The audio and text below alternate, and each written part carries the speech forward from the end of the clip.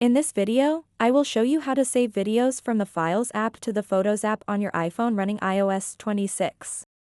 To get started, locate and open the Files app on your iPhone.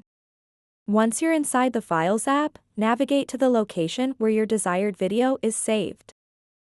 After locating your video, tap and hold it until a menu appears.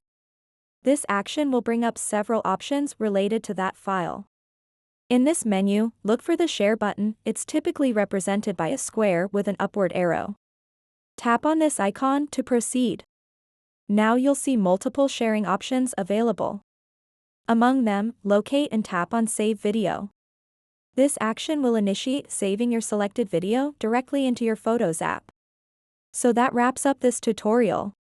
If you have any questions about this whole process, please let me know in the comments section below.